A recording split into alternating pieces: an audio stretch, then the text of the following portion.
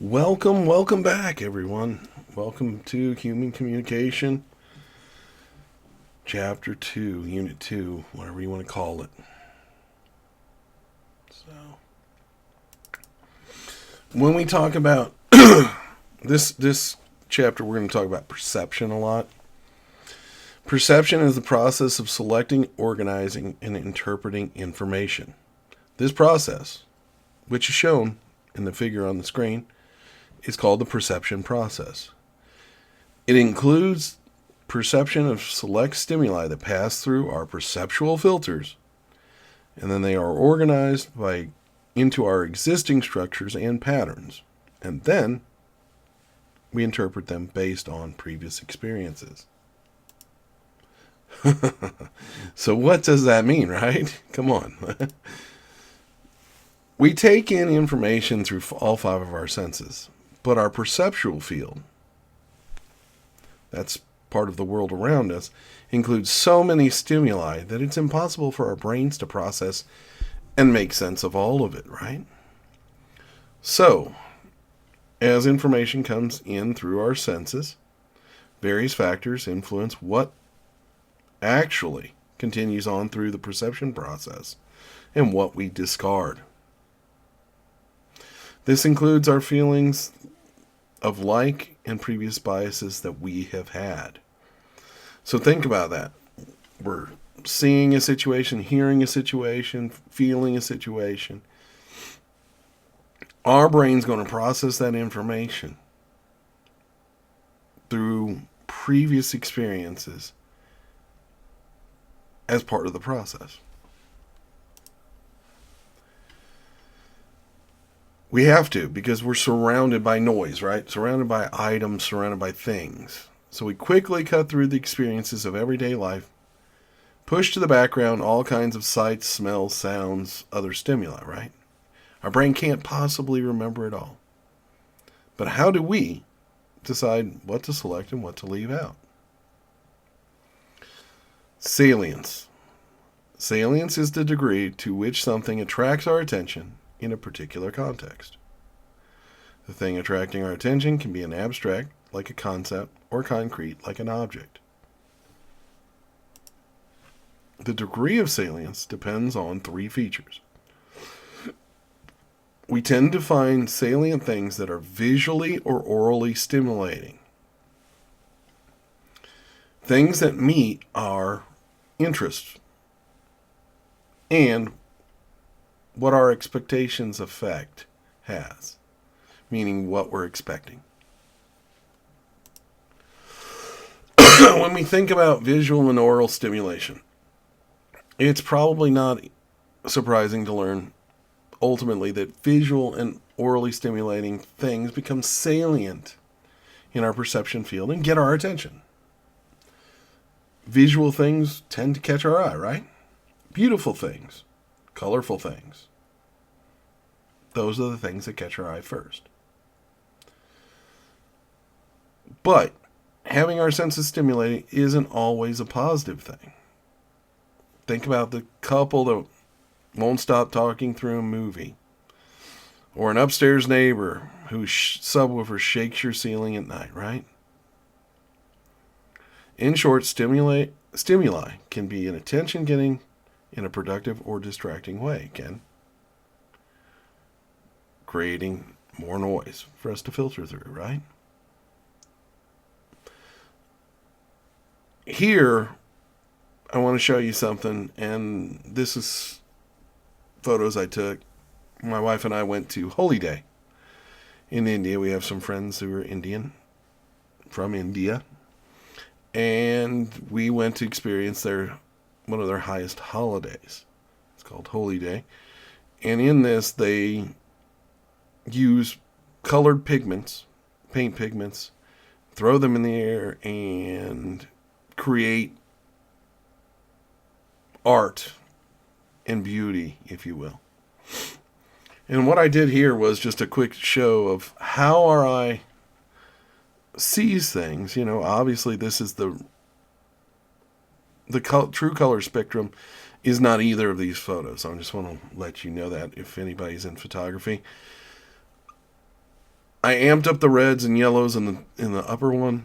It was the same photo, by the way. And then all of a sudden, and then I went the exact opposite way and changed everything to much cooler tones, right? The blues and greens in the bottom photo. But I wanted you to see how color affects how our eye catches things, how our brain engages in something. Here, neither one of these images are the true image, true colors. But one of these will probably stand out to your eye more. Either the top one or the bottom one. And it just happens to be because of how your brain perceives color and what your brain likes. We'll learn later in our book that altering our rate, our volume, the pitch of our voice, that's known as vocal variety, can help keep your audience engaged, as can gestures and movement, right?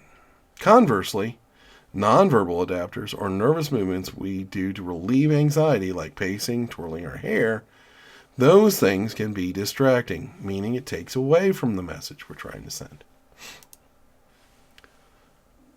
Needs and interest. Ultimately, we pay attention to the information that we perceive will meet our needs or interest in some way. This is a selective type of attention, and it helps us meet our instrumental needs. We talked about last class, instrumental needs. This class is a perfect example of why you're watching me, right? You're paying attention. Or are you distracted and trying to multitask? That would tell you something about your needs, your instrumental needs, and how you view this course. All right. So as communicators, especially in persuasive context, we can use this to our advantage by making it clear how our message or proposition meets the needs of our audience members. Whether a sign helps us in finding the nearest gas station, the sound of a ringtone helps us find our missing cell phone, or a speaker tells us how to avoid processed foods so that it'll improve our health, we select and attend to information that meets our needs. We also find salient information that interests us, meaning things we like, right? And we pay more attention to those things as well. But a good communicator can reach a larger audience by making the information more interesting or more appealing to his audience, right? Or her audience. Conversely, we're constantly dealing with noise or interference while we or an audience is trying to pay attention. We're going to talk a little bit more about expectation. Expectation is the relationship between salience and expectation. When we think about expectation, it's a lot more complex than what I probably led you on to believe, right? Basically, we find certain things salient because we know that we may need this information. And we find other things that are unexpectedly salient, meaning it caught our interest in some way. And while that may sound confusing, let me give you a few examples, and that should illustrate this more clearly. If you're expecting a package to be delivered, you will be listening for the slightest noise of a truck or banging of a car door, right, or footsteps approaching the front door. It's because we're expecting something to happen, so we're being extra tuned in to clues since we have a package coming.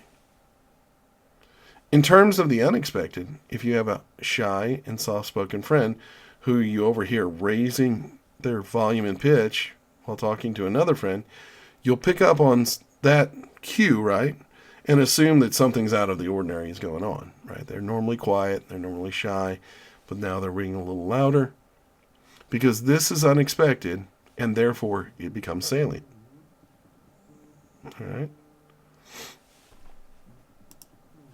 So if we expect to experience something out of the routine, like the package delivery, we find stimuli related to that expectation salient because we're expecting that package. We want that item, right? If we experience something that we weren't expecting, that is significantly different than our routine experiences have proven over time, we'll find that salient as well.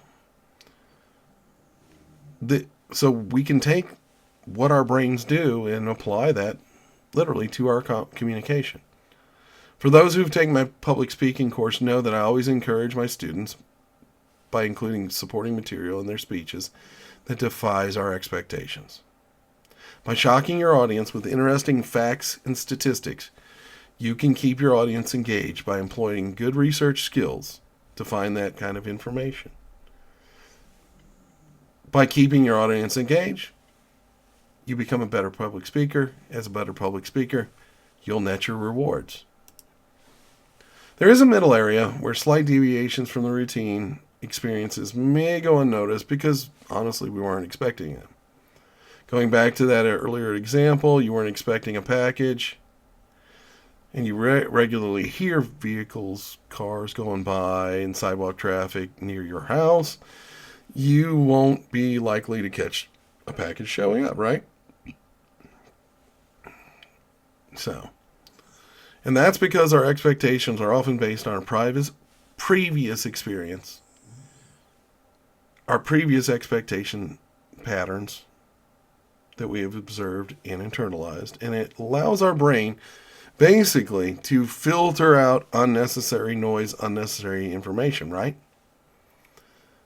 And it fills in the things that are missing, or we choose to overlook many, many things. That's what our brain does. We can't possibly pay attention to everything.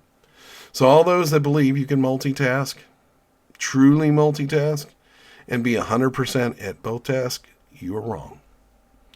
I know I multitask, but I can't be at 100% for both tasks. I want you to look at the following sentence and read it out loud. Now, again, we're diving into the perception.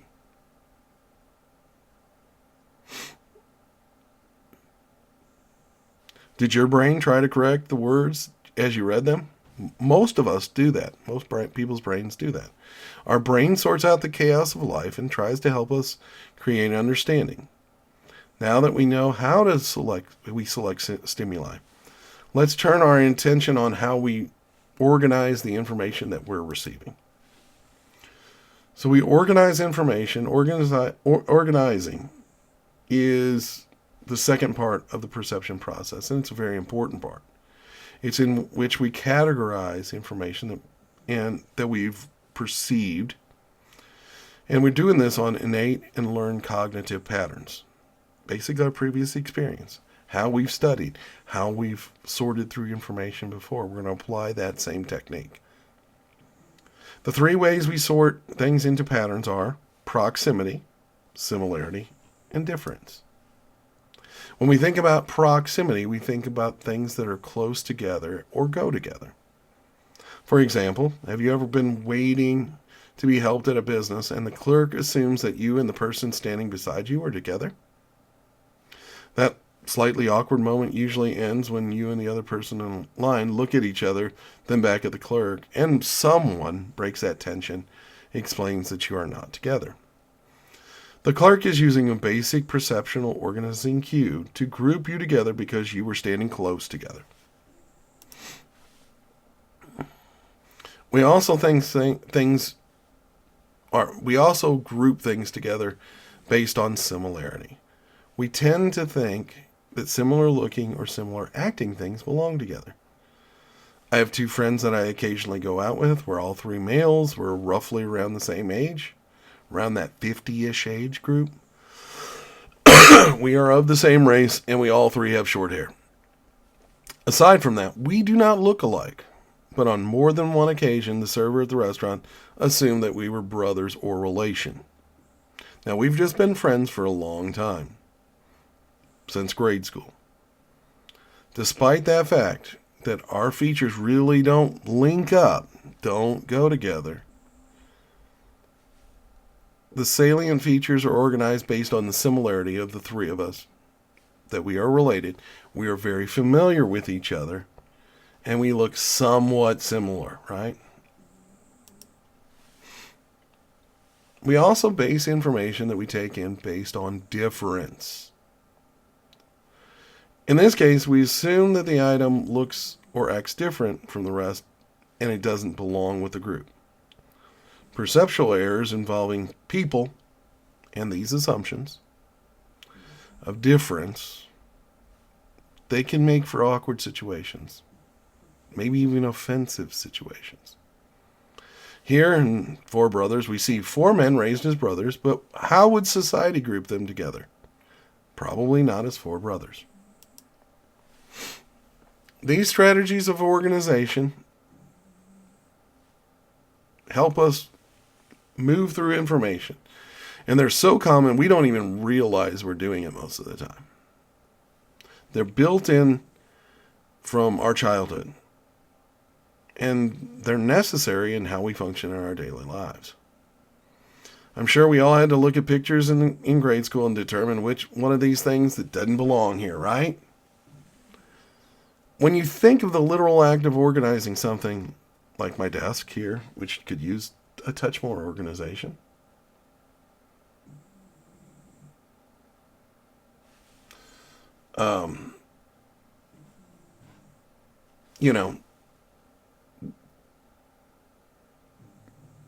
we follow our strategies we've learned in our previously. Things we've known, things we've learned. So if you have a bunch of papers and mail on top of your desk, and I have a little bit, not much. I have about 4 sheets of paper right now. Some things I need to organize and file away. If you have papers and mail on your desk, you'll sort the papers into separate piles for maybe separate classes or separate bills and put them in a place different than your personal mail. You may have one drawer for pens and pencils and the other for supplies and another drawer for files, right? This is normal sorting, normal organization, right? In cases like this, we're grouping things based on similarities and differences. Also, we might group things on proximity. For instance, my pens are pretty far away from me right now. They are not super close. And the reason being is because I'm sitting at a computer desk, which mainly I use for teaching and working. This computer desk, luckily enough, I'm facing you guys more or less. Sorry about my camera placement. I'm going to work on better camera placement soon. But I have a bank of 2 monitors in front of me. Now what's interesting is to my left, it's an L-shaped desk. There's another bank of monitors that you guys can't see. Another workstation over there. That workstation over there is my workstation, meaning when I'm managing my customers' Google ads, when I'm doing work for creating ads for my customers, or editing video, typically done over there. Everything done here, grading student assignments, teaching, recording lessons, right in front of me here. Green screen faces this way. The other way faces a bookshelf, and if you could see it, it's filled with books. So my backdrop is at the top of the bookshelf, and at some point I'll probably show a picture of it in this class. Some things from my childhood. Speed Racer. I'm obsessed with Speed Racer. I wanted to be Speed Racer. And then a bookshelf of my workbooks. Many books on communication, advertising, propaganda, you name it, social media. All of those books over there, which I reference regularly. The middle shelf has some of my writing and literature stuff, books.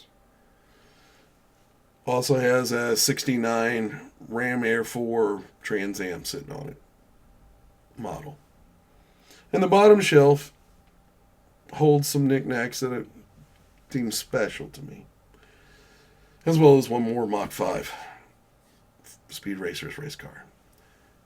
And it's set up so that when my clients see, they can see those books, see the things that I studied and still study, and know that A, I have personality, but B, I'm serious about my work. While I might be serious about Speed Racer, I'm also serious about my work. Our brains have to simplify information and look for patterns to help us efficiently communicate and just get through life. Simplification and categorizing based on patterns isn't a bad thing. Without this capability, we would not have the ability to speak, to read, or engage in complex cognitive and behavioral functions. Our brain innately categorizes and files information and experiences away. That way we can retrieve them later. And the different parts of the brain are responsible for different sensory experiences. In short, it's natural for some things to be grouped together in some ways. Us looking for patterns helps us in many practical ways. It doesn't tie up our brain to look for patterns. It's something simple our brain just does. However, the judgment we place on various patterns and categories are not natural. They are learned. They're culturally and contextually relative. We've learned these things over time, where we grew up, who was around us, that's how we look at these patterns.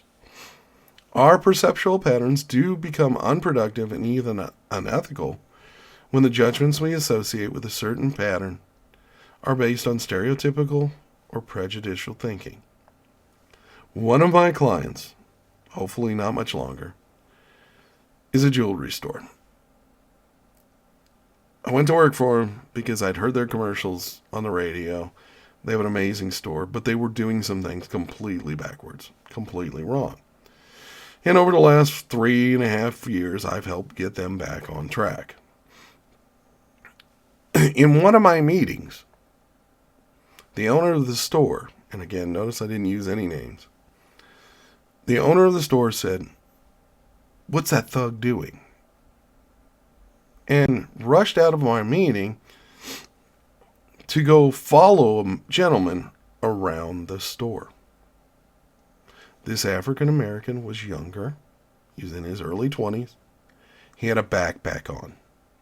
Let me tell you something. I grew up next to East St. Louis.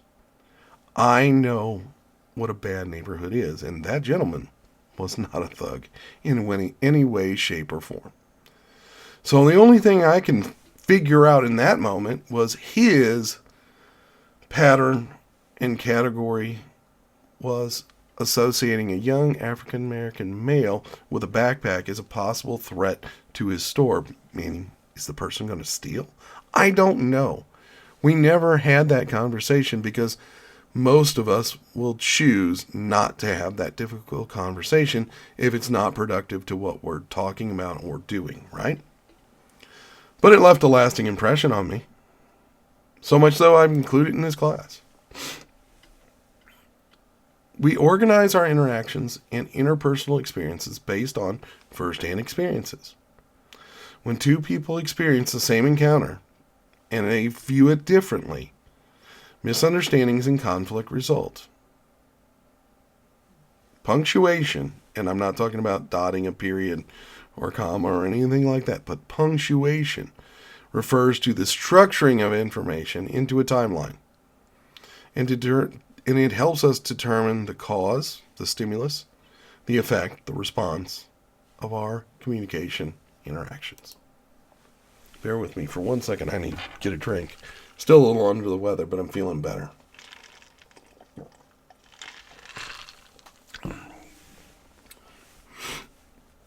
For example, and we all know these scenarios, at least most of us I think do.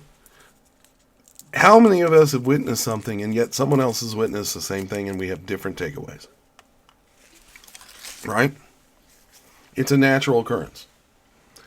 Doesn't mean we're right and the other one's wrong, or the other one's wrong and, we're wrong and the other one's right. It doesn't mean that at all.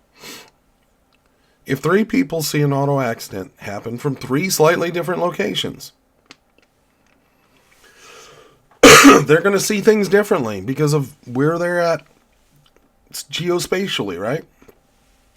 Witnesses can have different reports of the accident due to factors like their positioning, their location, distractions, were they on their phone, were they talking to someone? Our memory encoding or deliberate deception Sometimes our brain doesn't want to believe that someone says something, does something, caused an accident in this case, right? Additionally, each person experiences events from a unique perspective. Our past plays into that. We think about things in a way that taints the information, right? Because our unique perspective and our past experiences can change how we feel about something.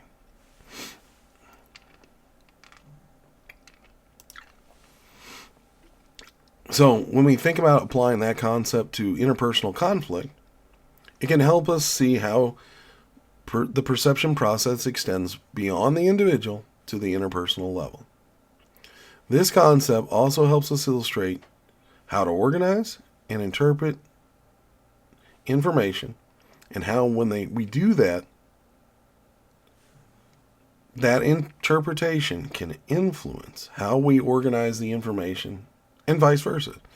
And our brain even seeks to change things, to restructure, to believe something different the more times we replay it in our head. We're using this to organize information, but it can create conflict. It can affect how we process a speech, a lecture, or other experience.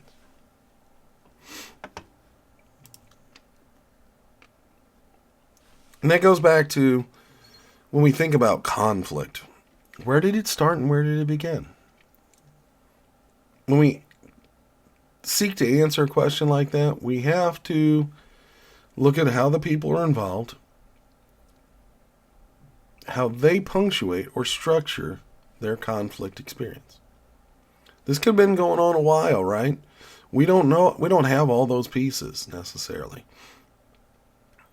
Punctuation differences can often escalate conflict, which can lead to a variety of relationship problems.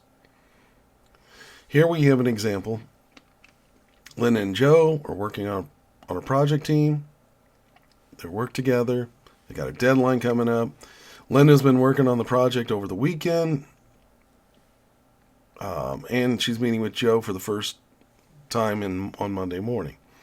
She has some questions along the way and has emailed Joe for clarification, but since this is the weekend, he hasn't responded. On Monday morning, Linda walks in, sees Joe, and says, "I've been working on this project all weekend and I needed your help. I emailed you 3 times. What were you doing?" Joe says, "I had no idea you emailed me. I was gone all weekend for a camping trip. I didn't have access to my email." In this instance, the conflict started for Linda 2 days ago, but it just started for Joe right then at that moment on a Monday morning. So for the two of them to effectively manage this conflict, they need to communicate so that their punctuation, or where the conflict started for each one, is clear and matches up. Once we can get on the same page, we can resolve conflict, right? Linda made that statement about Joe's level of commitment to the project, and that was her interpretation that she made after selecting and organizing incoming information over the whole of the weekend, right? And getting to that Monday. Be aware of punctuation, as it is an important part of the perception checking process. When we think about interpreting information, the perception process, selecting and organizing incoming stimuli happens very quickly. Most of the time it happens without much conscious thought. Interpretation can be much more deliberate and conscious step in the perception process. Interpretation is the third part of the perception process, in which we assign meaning to our experiences using mental structures known as schemata. Schemata are like databases in our brain of stored, related information we use to interpret new experiences. We have a complicated schemata that is developed over time as small units of information combine to make more meaningful complexes of information, meaning we group them together and build on it, right? Schemata in communication are the mental frameworks or blueprints that influence how individuals perceive, interpret, and respond to messages based on their prior knowledge and experiences. So when we think about our past, plays into everything we do. These cognitive structures organize information, shape expectations, and are used to quickly process social interactions. Although they can also lead to a misunderstanding or even stereotypes if they are based on flawed or biased information. Communication schematas are used for everything from understanding basic conversation to complex cultural interactions and can be specific to contexts like family, work, or even social situations. We have an overall schemata about education, and this is how we interpret our experiences with teachers and classmates. This schemata started developing before we even went to preschool or school, and it's based on things that our parents, peers, and the media even told us about school before we ever got there. For example, you learn that certain symbols and objects like an apple, a ruler, a calculator, and a notebook are associated with being a student or a teacher. You learn that new concepts like grades and recess now also are attached to that idea set, right? Then you learn about homework and studying and taking tests. You learn those new practices.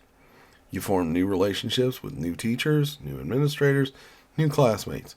You progress through your education. Your schemata kept adapting to a changing environment. Some students adapt their schemata easily as they move from elementary to middle or high school and even college. And as they're faced with the new expectations for behavior and academic engagement, they embrace it, right? That's who they are. Other students don't adapt as easily. My stepdaughter tried to hold on to her study habits that she had when she was in high school, and that I kind of knew weren't going to be good enough in college, but she wanted to go with it. Thankfully, she only took 12 credit hours, barely full time, and that helped her move through and learn new study habits. And now here she is taking 15 and 18 hours in a semester, and she's getting it, and she has new study habits. Her old schemata got ditched for a new one that allowed her to embrace being a college student. So, we've all seen that kind of situation happen. And that and I want you to understand, revising our schemata is stressful. We don't always like change as human beings, right?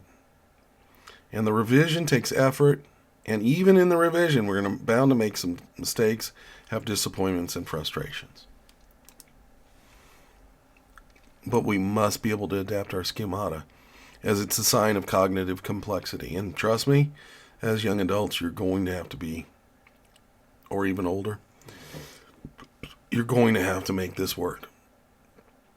It's essential for communication competency. So even though the challenge may be, or the process itself might be real challenging, let's say it that way, there's real growth and learning to be had if you're willing to embrace the way you change, embrace change and be willing to change the way you communicate with others. Don't let schemata be your downfall. How many times I've heard, I'm shy. I can't do public speaking. That's a bunch of malarkey. My wife is not outgoing. My wife was shy. She gives presentations nearly daily. Most of the time to patients, sometimes to staff, as a nurse. But she had to make that change. And trust me, it wasn't made overnight. And there was some trial and error. There were some failures. But the point is, she saw that her job required her to be this person. It's not a natural position for her, but she's willing to take that on to make sure that her patients get the best growth.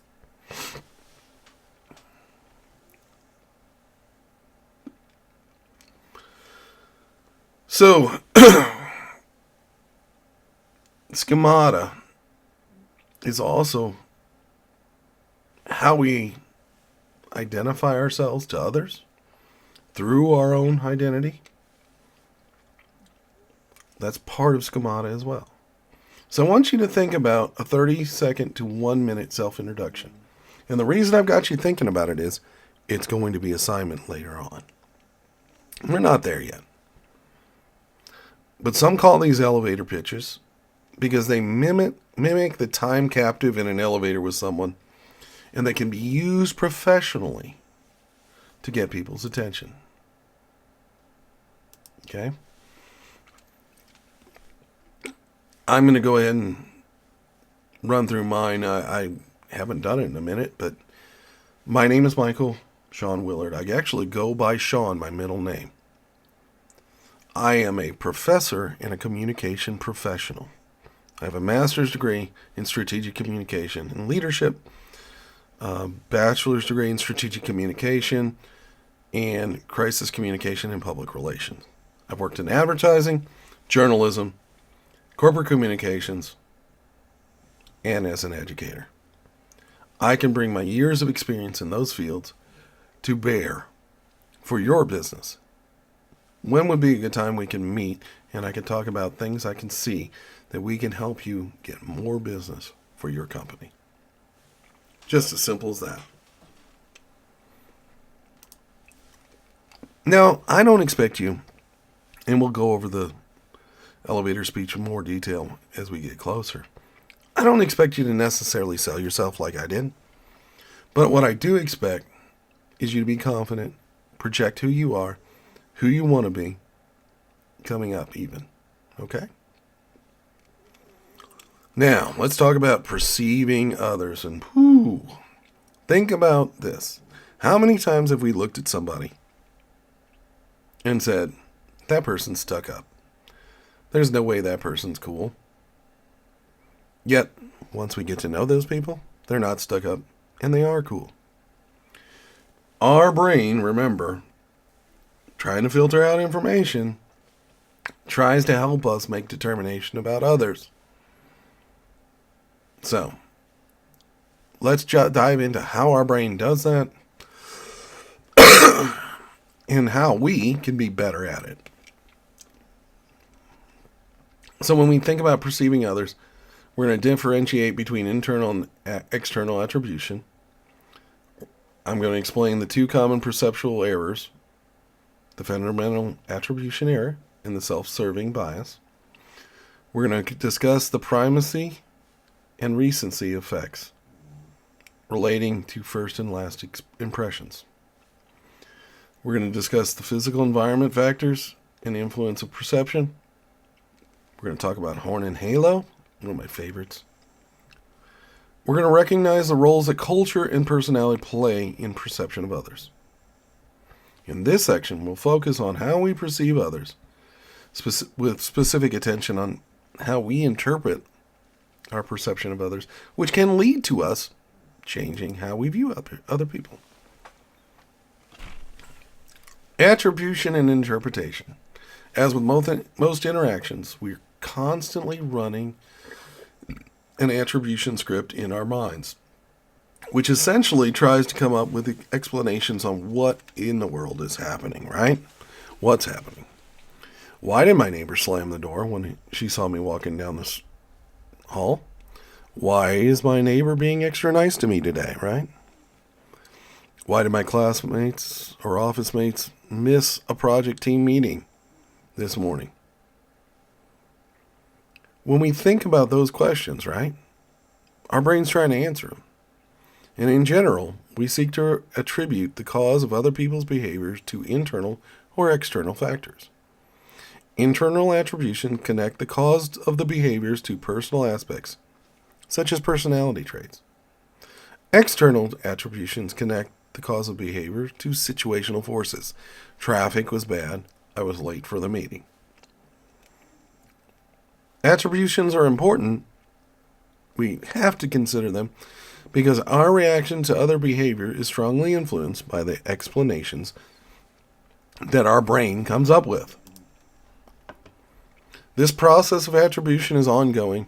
As with many aspects of perception, we are sometimes aware of the attributions we make, and sometimes they're made automatically and subconsciously. Attribution has received much scholarly attention because this part of the perception process that we make most of our errors in, okay? We perceive things to be incorrect or wrong. And it's hard, right? It's hard. So let's take a scenario to help us better explain this section. And I'm sorry that there is a lot of material early in this class, and I'm going to go through it and try to give you scenarios. If you ever don't understand something, shoot me an email. First, I would suggest you read this section in the book. I don't tell you to read the book in this class. But if you have a different difficulty understanding, then maybe read the book because it can dive a little deeper than I can in, the lectures. So I want you to think about this scenario. You're running late to class. You choose to park in an instructor's parking, which your school pass will not allow you to park in, right? You park there illegally, run into class, you come out, and you find a parking ticket. Who do we blame? It's obviously the parking police, right? Parking police. They're the problem. But really, who's to blame? We are.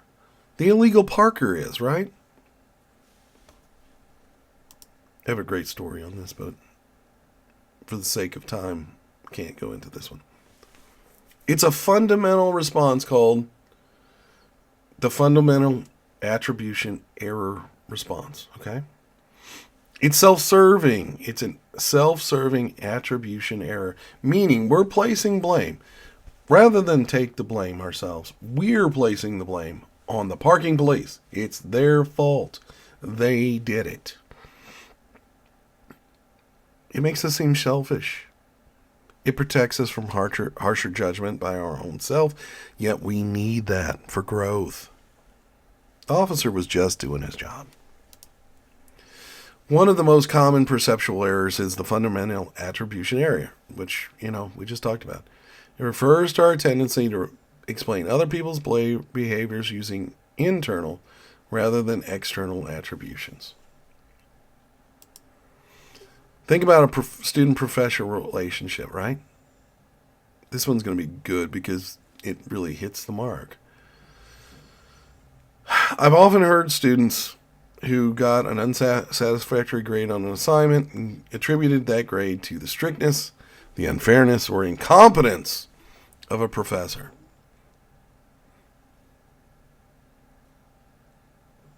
I can't do your work for you. I can't do your homework for you, right? It's not my fault. And if you need help, ask early and you can get it, right? But then I hear the professor say, well, that student got a bad grade because they're lazy, their attitude is poor, and they're just not smart. In both cases, the behavior is explained using an internal attribution and is an example of a fundamental attribution error because we don't know what the root cause is by just a shallow dive, right?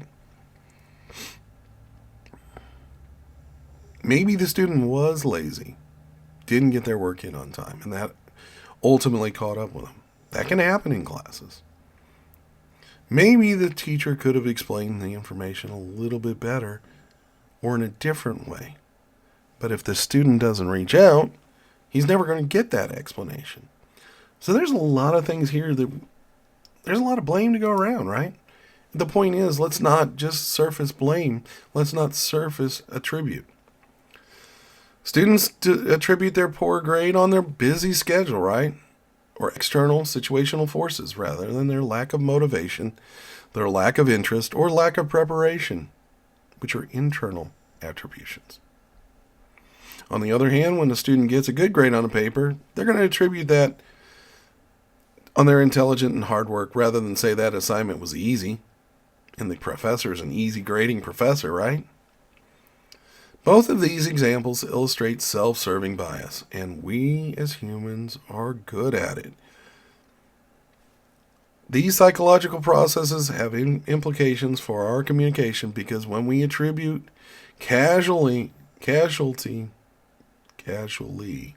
should be casually, by the way, to another person's personality, we tend to have a stronger emotional reaction and tend to assume that this personality characteristic is stable.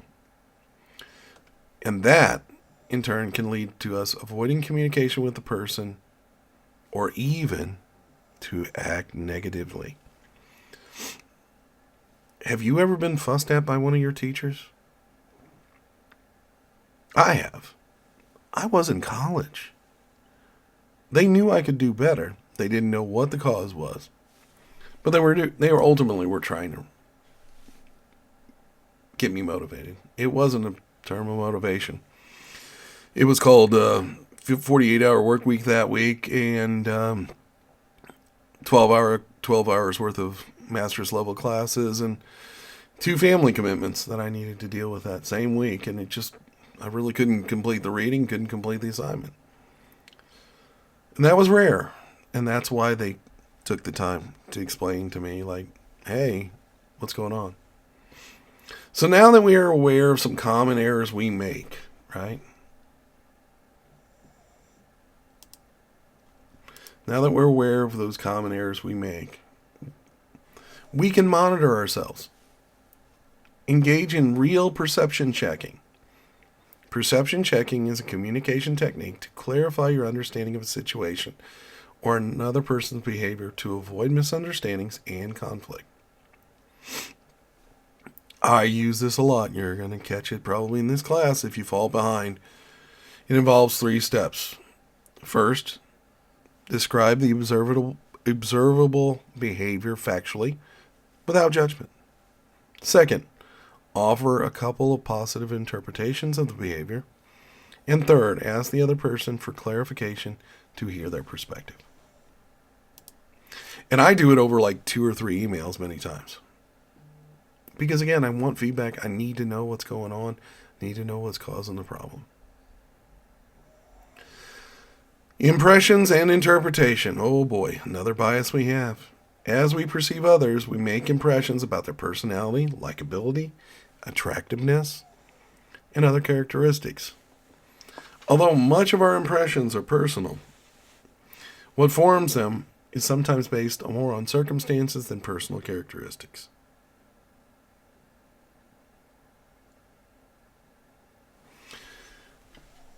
When we think about that, and I apologize, I was just making sure that wasn't the hospice.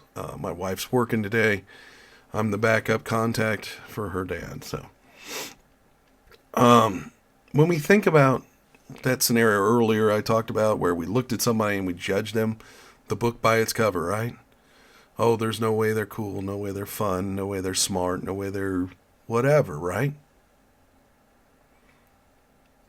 We did that. We saw them and made a judgment. That's on us. We took in information, and ultimately we can find out, if we give it opportunity, that this information was in fact not accurate. And we do this, unfortunately, because all the information we have to try to take in any given moment is huge, right? And so we have to weigh it out. We have to treat it unequally. First impressions are important. But what about the last thing you notice about a person? Does it stick with you longer because it's more recent? What about interactions with them the last time they interact with us, right? Does that one stick in our mind? Do we remember the positive or negative things we noticed about a person? We're going to dive more into that. And we're going to talk about the timing of information and the content of messages we receive and how they influence our perception.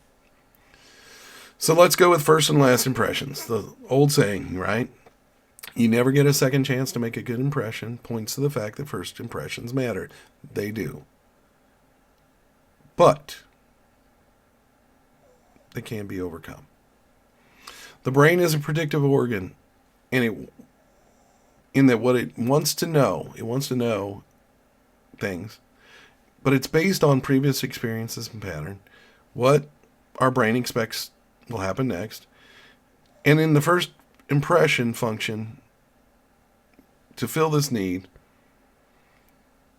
it's trying to process all this information, allowing us to determine how we will proceed with an interaction after only a quick assessment of the person who we're interacting with, right?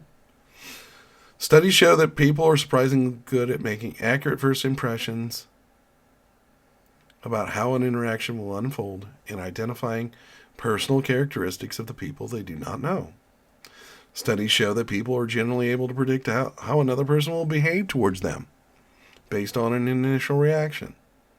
People's accuracy and ability to predict interaction based on first impressions vary, but people with high accuracy are typically socially skilled and are popular people.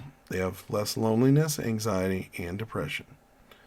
They also have more satisfying relationships and end up in senior positions, management positions with higher salaries.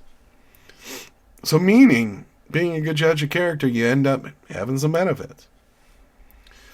So that proves that first impressions matter, but having the ability to form accurate first impressions seems to correlate to many other positive characteristics people have.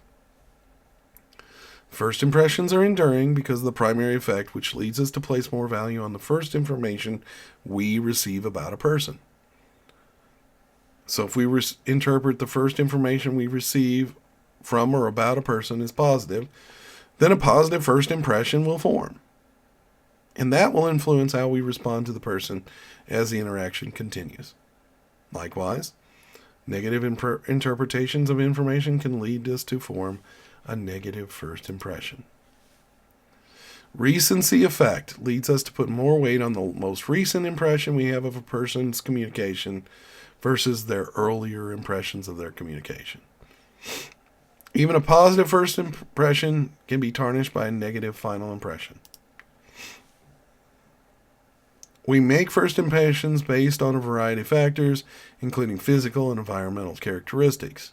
In terms of physical characteristics, the style of dress and grooming are important, especially in professional contexts.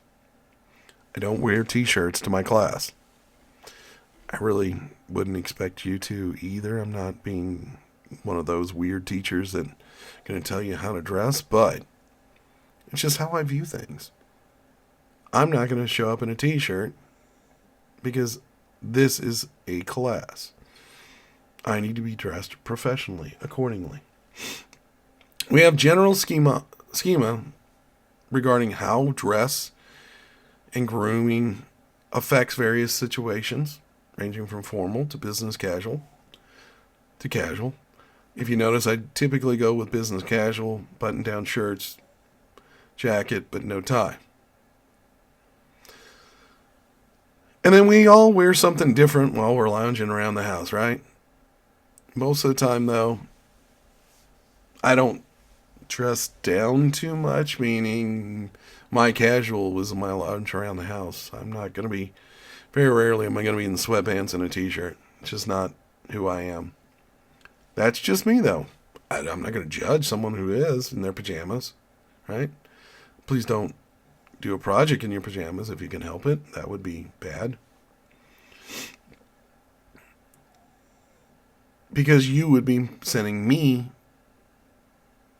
information that I would have to evaluate, and it could lead to lasting impression. When we think about people, we describe people and how they look and act, right? A goth person, a prep, a jock, fashionistas, hipsters, a bum, as my stepdaughter calls them. You know, we look at someone and we take that schemata associated to those groups or styles of clothing. And we do that because of our personal experiences and exposure to the media representations of people. Different professions also have schemata for appearance and dress. I mean, I'm not going to be able to show up in t-shirts and jeans at one of my clients' offices. Not if it's early in the set, right?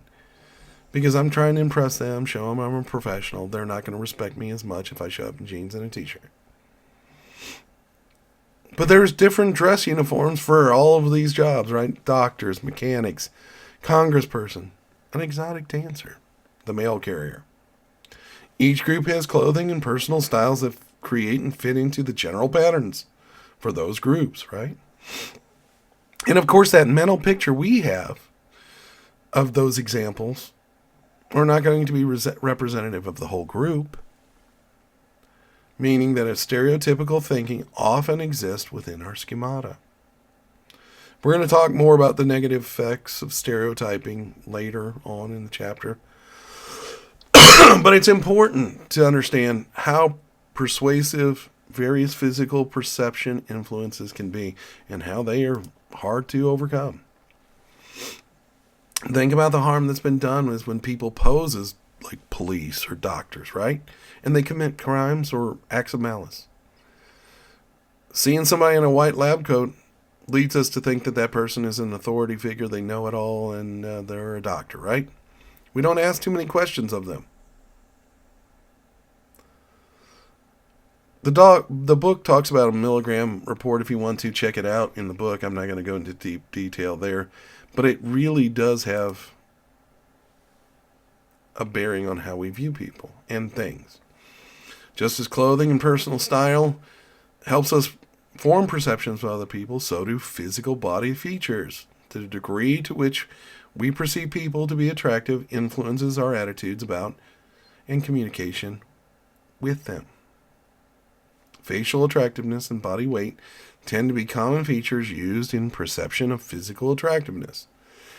In general, people find symmetrical faces and non-overweight bodies attractive. Generalizations here.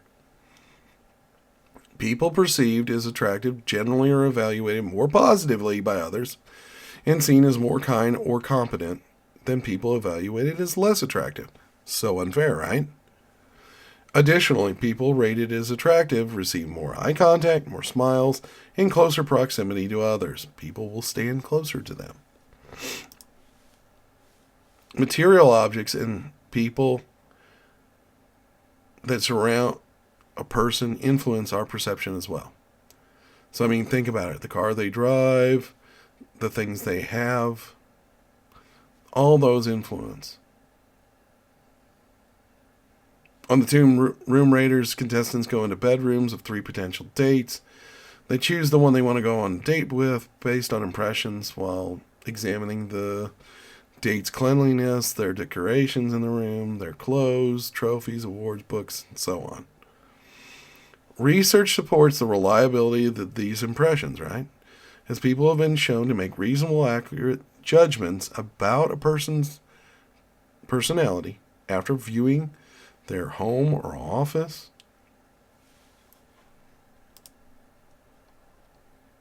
Although some physical and environmental features are easier to change than others, right?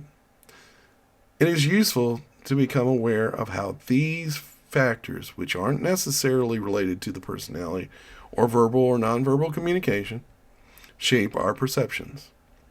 These early perceptions also affect how we interpret and perceive later encounters, which can be further explained through the halo and horn effect. Now I've got a question. So far, looking at kind of going through what we've learned, which one of these guys would you trust? Would you trust the guy on the left or the guy on the right?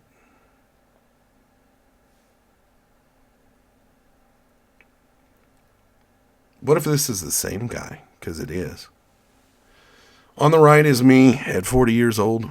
I'm about to return back to college. I am actually on a photo shoot. I am the photographer, not a model.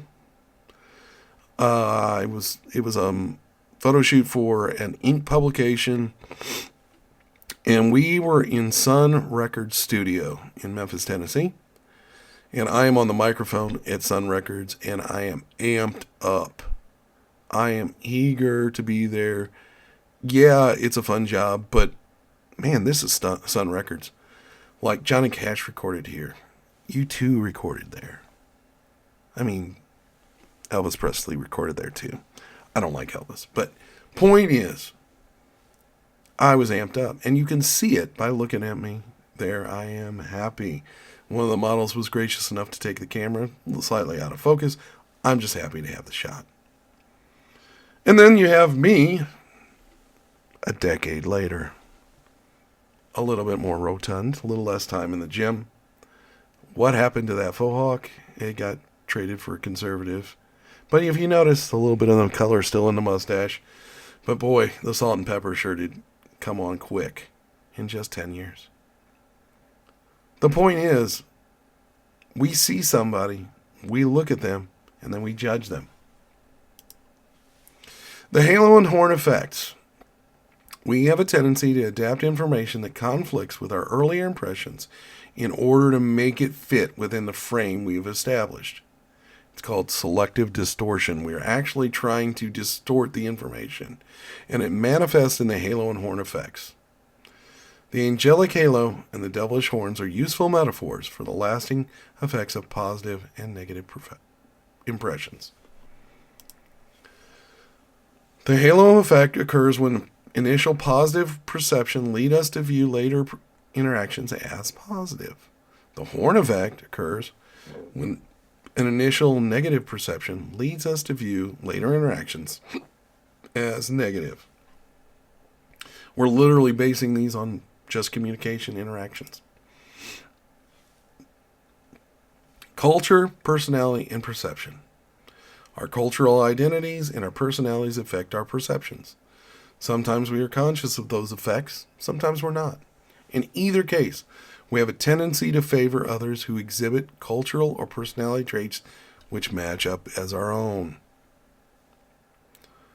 This tendency is so strong that it often leads us to assume that people we like are more similar to us than they actually are. Knowing about how these forces influence our perceptions can help us become more aware and more competent in regards to the impressions we form of others. When we think of culture, race, gender, sexual orientation, class, ability, nationality, and age even affect our perceptions that we make, right?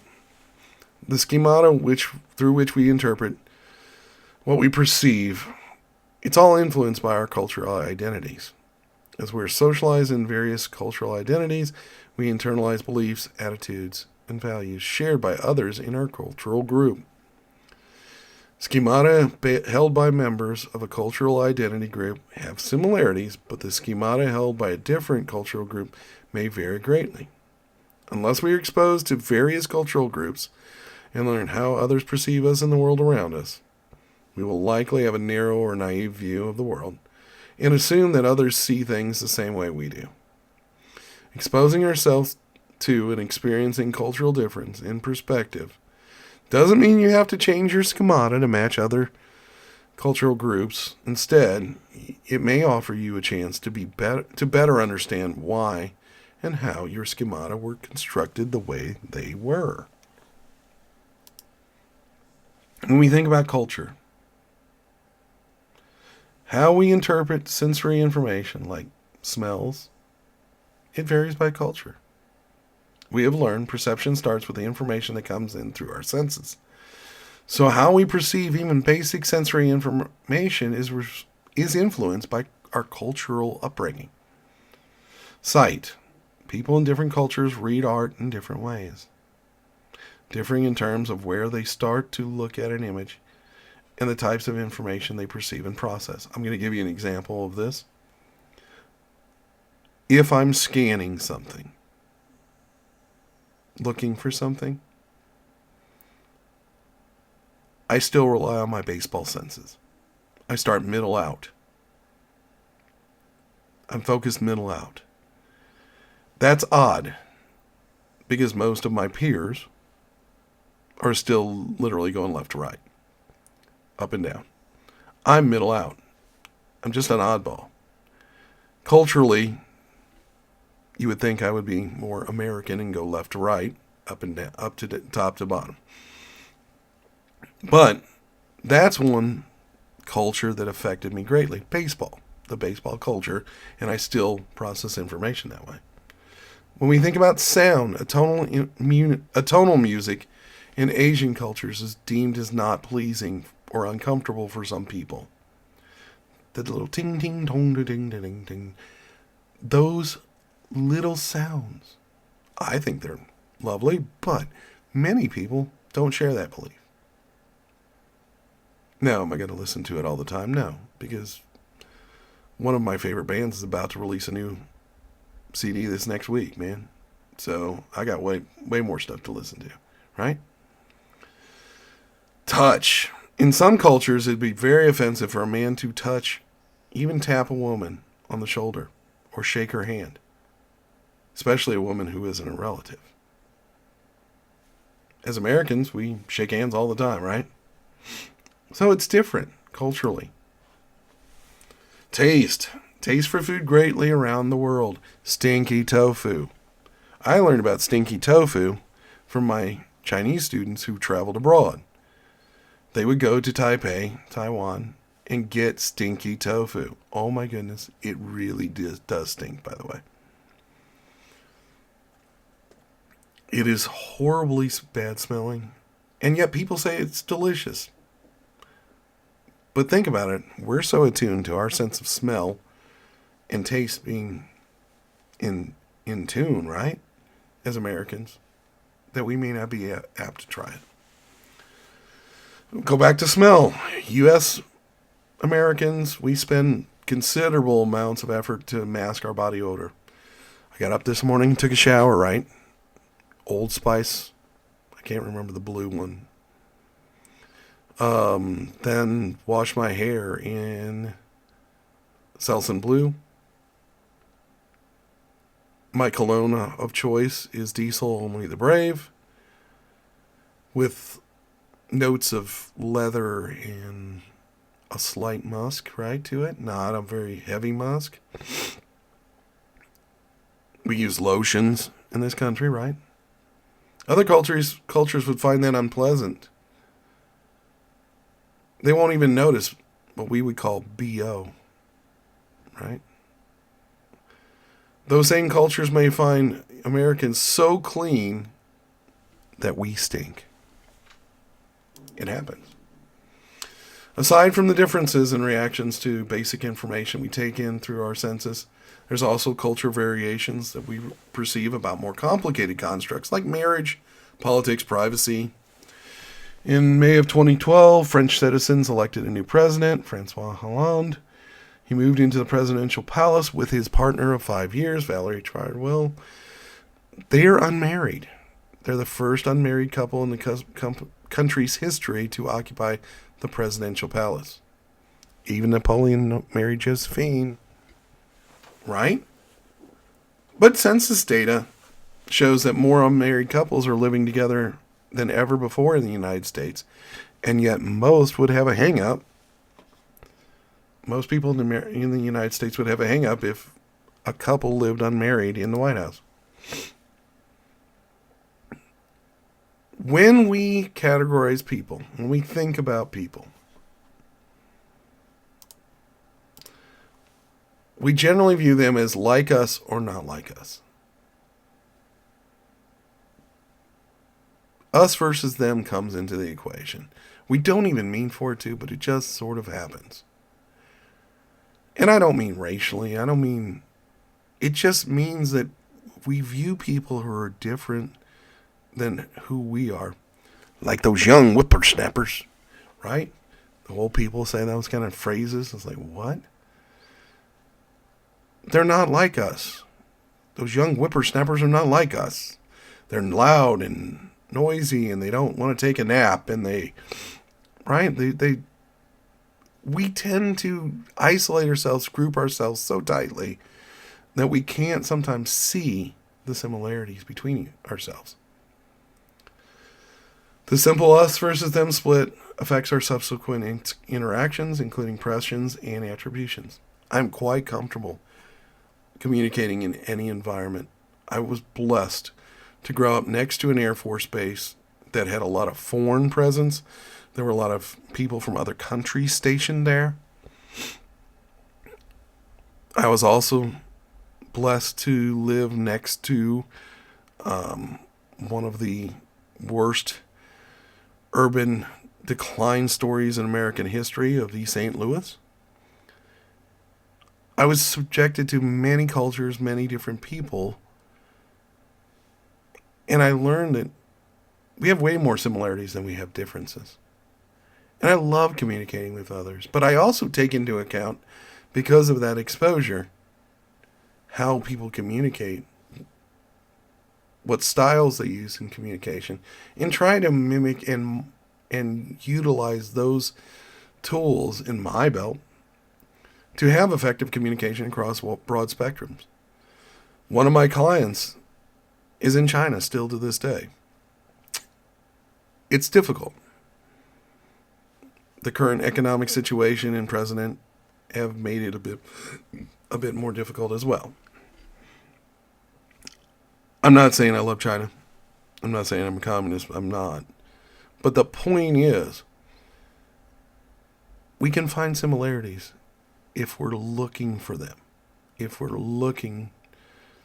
Now, geopolitically, yes, politics are different. But they're people too. They're striving just like we are. They're trying to earn a living, have a good life, support their family. And that's what I found. Through teaching my elite students in China so that they can come to American schools, fit in better, culturally know how to speak English, but also know how to write proper papers and do proper research, right? I teach them all those things because that's their future. And I want to leave an impression of America on them that's quite different than their media has given them. Show them an educator who teaches at a little bitty technical college system, right? And yet has a great deal of knowledge. Remember this. Kendrick said it best. They're not like us, right? But it's okay. It's okay in this way. Doesn't mean we got to be best friends. But we need to be culturally aware and talk to people and be willing to go outside of our comfort zone. When we think about our brain processing information and putting it in categories, looking for predictability, looking for patterns, remember we need to be culturally aware. Our previous examples we've covered do this with sensory information. But then as we get to those abstract concepts like marriage and politics, or even culture, we're trying to work around those idea sets with real people. And as we categorize people, we generally view them as like us or not like us, right? Research shows that if a person's of a different race cuts off a driver in traffic, the driver is more likely to attribute that action to the driver's internal qualities. Okay? He or she is not inconsiderate, not to their race. So let's not overdo this. Okay?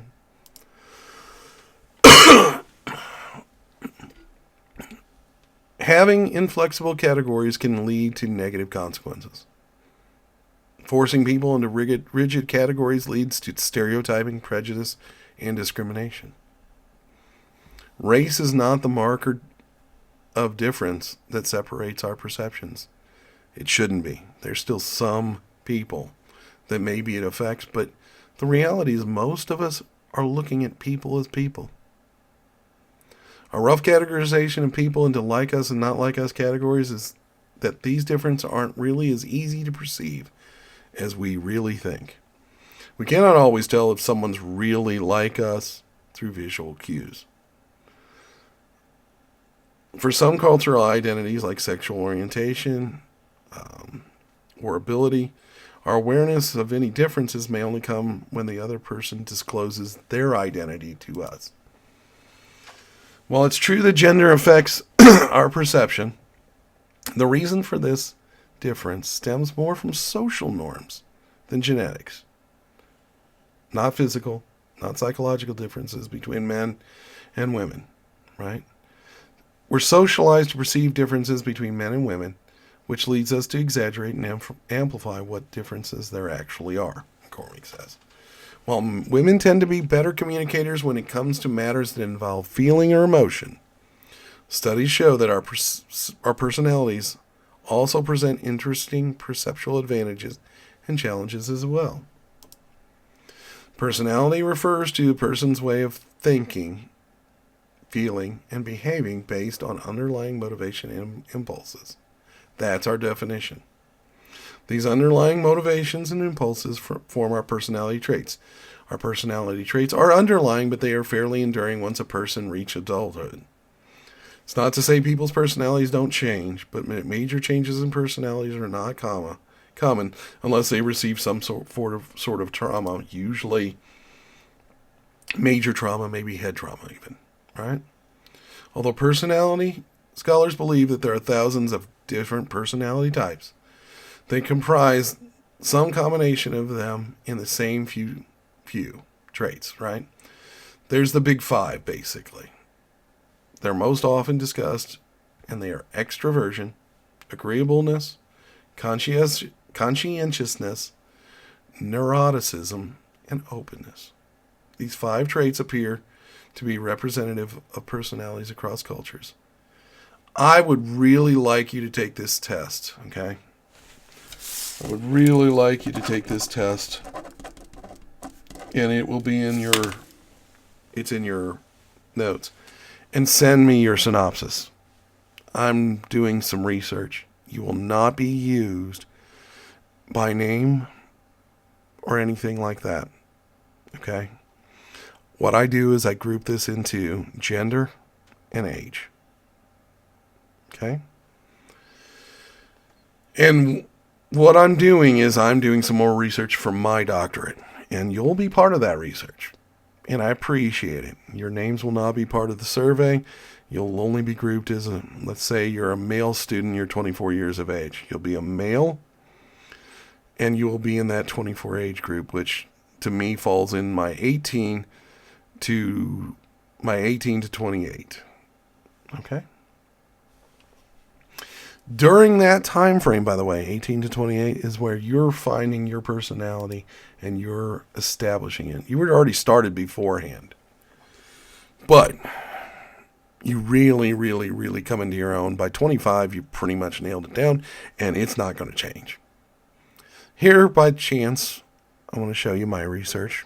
Not that I'm proud of my research or anything, but I believe if I'm expecting you to be comfortable and share something with me, I probably need to extend the same courtesy to you, right? And these are my results. This is how my personality tracks. I tend to be open-minded. I tend to be conscientious. I tend to be very much extroverted. I am more centered when it comes to agreeable and disagreeable. I'm not in a bad mood, but I'm a realist, so it puts me more towards the center. And I generally am, as I've aged, become more calm and relaxed. I was not so much at 25. Okay? I wasn't nervous, but I was a little high-strung. I was more towards 3/4 of that scale. All right? So that just shows how I've developed, my personality, and how it works to me teaching you. So there's the big 5 again. That might be a question or questions on the test. I haven't even made the test yet, but I'm pretty sure it's going to be on there. When we think about self-concept, it refers to the overall ideal of who you think you are. If I said, tell me who you are, your answers would be clues to how you see yourself or your self-concept. Each person has an overall self-concept that might be encapsulated in a short list of overarching characteristics that you find important, right? But each person's self-concept is also influenced by context, meaning we think differently about ourselves depending on the situation we're in, what our confidence level is, right? In some situations, personal characteristics such as our abilities, personality, and other distinguishing features will be our best way to describe who we are. You might consider yourself laid back, traditional, funny, open-minded, driven, or you might label yourself as leader or thrill seeker. Our self-concept is also formed through our interaction with others and their reactions to us. The concept of looking at the looking glass, grabbing the looking glass and examining ourselves. This concept explains that we see ourselves reflected in other people's reactions to us. Then we adjust our self-concept based on how we believe people see us. This process of building our self-concept is based on what other people have said and actions that they've performed. We also develop our self-concept through comparisons to other people. Social comparisons theory states that we describe and evaluate ourselves in terms of how we compare to others. Social comparisons are based on two dimensions: superior and inferiority, similarity and difference. Superiority and inferiority, we evaluate characteristics like attractiveness, intelligence, athletic ability, and so on, and we compare ourselves to others. Similarity and difference, same kind of idea set. We're going to be looking to see if we look similar to someone or what our differences are. Example, age, personality type. While self-concept is a broad description of ourself, self-esteem is more specifically an evaluation of self. Generally, some people are more likely to evaluate themselves positively, while others, not so much, right? Our self-esteem varies across our lifespan and across context, and it affects who we are. Self-esteem varies throughout our lives, but people generally think themselves more positively. Some people generally think of themselves as more positive, and then others are real negative on themselves, right? How we judge ourselves affects our communication and our behaviors, but not every negative or positive judgment carries the same weight. Negative evaluation of a trait that isn't very important for our self-concept will not result in much loss of self-esteem. Self-efficacy is the judgment people make about their ability to perform a task.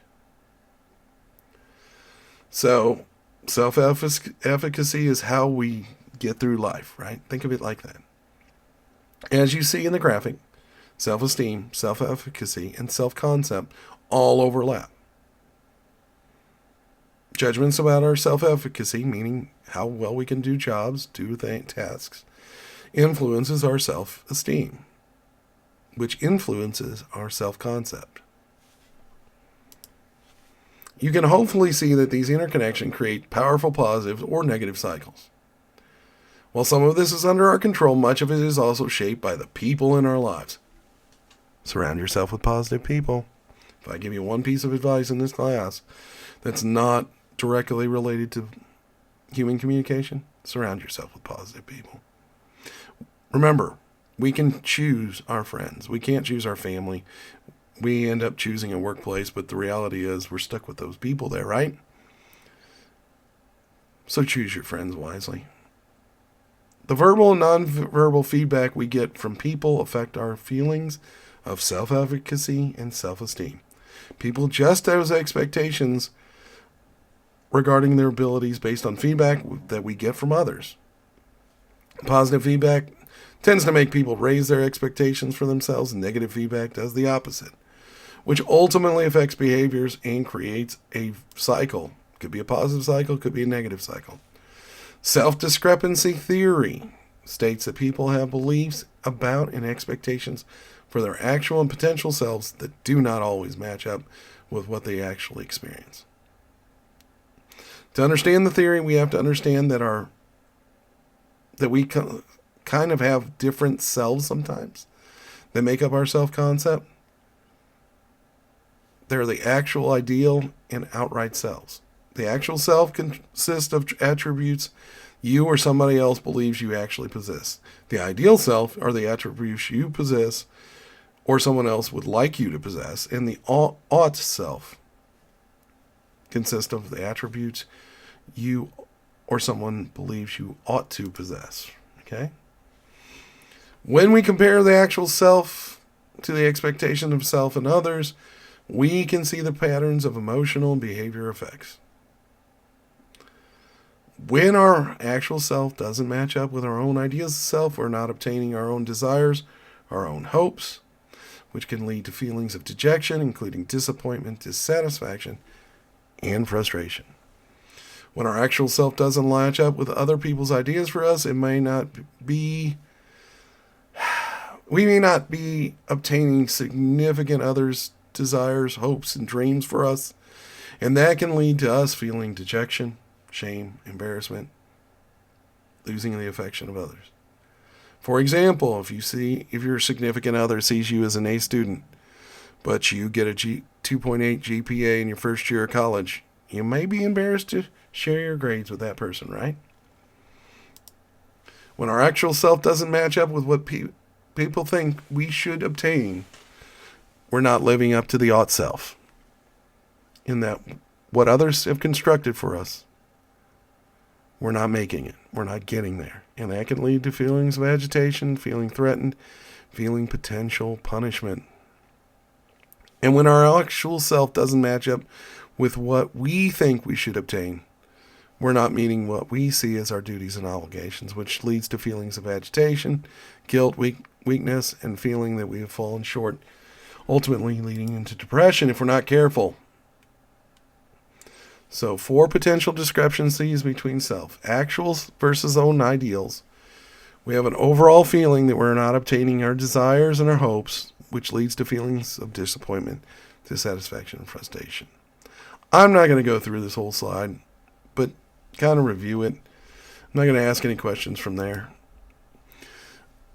I'm going to jump on to social and family influences. Parents and peers shape our self-perceptions in positive and negative ways. The feedback we get from significant others, including close family, can lead to positive views of self or create negative stigmas. I don't spend a lot of time with my parents because they were not good for my positive sense of self. Still aren't. I love them. I spend time with them. I try to steer clear of them for the most part as I can because they run me down and drag me down. Cultural. I'm not the right kind of doctor, for starters. So that's what my parents think. Culturally, how do people perceive themselves? It varies across cultures. Some cultures exhibit a phenomenon known as self-enhancement bias, which means that we tend to emphasize our most desirable qualities relative to other people. Also, race can play a role in self-perception. Positive self-esteem and self-efficacy lead to be higher in African American adolescent girls than Caucasian girls. They actually feel better about themselves. Regarding self-efficacy, men tend to have higher self-perception of self-efficacy than women. In terms of actual and ideal selves, men and women in a variety of countries both describe their ideal self as more masculine than perhaps it really was. The media affects our representations, or affects us through representation of self, right? Movies, magazines, television shows filled with beautiful people. But the less attractive actors typically get portrayed as the butt of jokes. They end up being the villains. They're background extras. They're the secondary actors, right? But the pretty ones, the beautiful people tend to be the ones that get the praise in the media. Researchers found that only 12% of primetime characters are overweight, which is significantly less than the national average. Self-presentation is the process of strategically concealing or revealing personal information in order to influence others' perceptions. We engage in this process daily for a variety of reasons. people occasionally deceive others in the process of self-presentation. In general, we try to make good impressions while still trying to remain authentic, right? Genuine. Since self-presentation, helps us meet our instrumental, relational, and identity needs, we stand to lose quite a bit if we're caught unintentionally representing ourselves or intentionally misrepresenting ourselves. If we do that, we're caught as a poser or inauthentic, and we receive negative feedback, right? Judgment and negative feedback. Consciously and competently engaging in self-presentation can have benefits. It can help you in your career because we can provide others with a more positive and accurate picture of who we are. People who are skilled at impression management are typically engaging and confident, and it allows others to pick up on more cues and form better impressions overall of them. Being a skilled self-presenter draws many of the practices used by competent communicators, including becoming a higher self-monitor, looking at yourself critically but not in a negative frame, right? Evaluating yourself and trying to be better. Self-presentation. So we're almost done. There are two types of self-presentation, pro-social and self-serving. Pro-social self-presentation, this will be probably on the test, entails behaviors that present a person like a role model and make the person more likable and attractive. Self-serving self-presentation entails that behaviors that present a person as highly skilled, willing to challenge others, and someone not to be messed with. What's interesting is, as a teacher, I tend to be pro-social self-presentation. In my professional career, I do a blend of self-presentation, pro-social self-presentation, and self-serving self-presentation. Because I am an expert, and sometimes I have to use a little bit of that tone, if you will, to remind people that we're doing something for a certain way because it works, and here's the reasons why. Improving perception. Recall that we have an overall self-concept and self-esteem that's relatively stable. We also have context-specific self-perceptions, right? Since the self-concept and self-esteem are so subjective and personal, it would be inaccurate to say that someone's self-concept is right or wrong. Instead, we can identify negative and positive aspects of self-perceptions as well as discuss common barriers to forming accurate and positive self-perceptions. We can also identify, again, just trying to understand who we are, we can identify common patterns that people experience that interfere with their ability to monitor, understand, and change their self-perceptions. Changing your overall self-concept or self-esteem is not an easy task, because these are overall reflections on who we are and how we judge ourselves, and those are constructed over many, many, many interactions, right? Self-presentation in general, we strive to present a public image that matches our self-concept. But we use presentation strategies to enhance our self-concept. My wife, this one came from my wife. The image, sorry I blew it up and it's a little pixelated. She sent me this one. She's a nurse. Work says, dress for the job you want, not the job you have. And so, yeah, she did go as a Disney princess for Halloween, because she said that's the job she'd want. When we present ourselves in order to evoke a positive evaluation response, we are engaging in self-enhancement. The pursuit of self-enhancement. In that pursuit, a person might try to be as appealing as possible. Maybe with clothing, maybe with praise, maybe with lots of different things, and we'll talk more about those things in this class moving forward, so that we can gain feedback that will enhance our self-esteem. We can make slower changes to our self-perceptions with concerted efforts aimed at becoming more competent communicators through self-monitoring, self-reflection. You can actively change your self-perceptions, but do not be surprised if you encounter resistance from others, especially your significant others. They know you the best. When you change or improve your self-concept, your communication will also change, and that may prompt other people to respond to you differently. I use this slide here because in that debate, Kennedy trounced Nixon. And it was purely because of people on the television. Kennedy wore makeup. Kennedy looked livelier and not still. And he looked natural. And Nixon looked like a drab old man, even though he wasn't old. Improving self-perception, or our perception in general. There's a look for feedback schemata we use. The schemata has become so familiar with us as scripts, and it's like mindless communication that we use it in. And it leads us to overlook new information that may need to be incorporated within our schemata.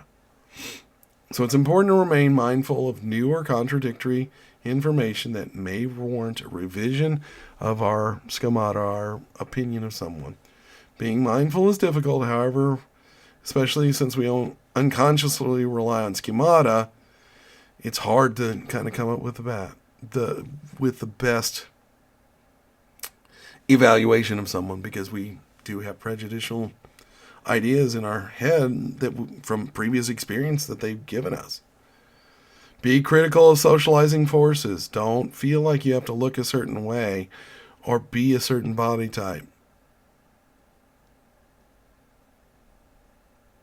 Cam is a dancer from St. Louis, Missouri. He's most recently famous because he was on Taylor Swift's tour. I appreciate Cam. Cam is a unique individual. And super compassionate, super caring. Just a genuine human being. I've gotten a chance to be around him several times. We worked, when I lived in St. Louis, while I was going back to school, we worked for the same nonprofit. Of course, he does dance.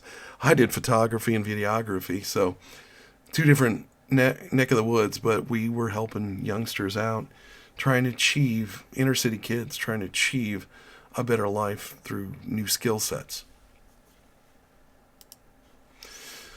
The homework is described in section 2. Think of a recent conflict and how you explained the behavior that caused the conflict, and subsequently formed impressions about the other person based on your perceptions. Briefly describe the conflict situation. Then identify the internal and external attribution for your behavior and or the behavior of the other person. I'd really like to have that too. Is there any evidence of the fundamental attribution error or self-serving bias in this conflict encounter? If so, what? And then please send me your personality test as well, okay? Just a screenshot or just throw it into an email. That's fine, okay? Thanks so much for another great class. See you in Chapter 3.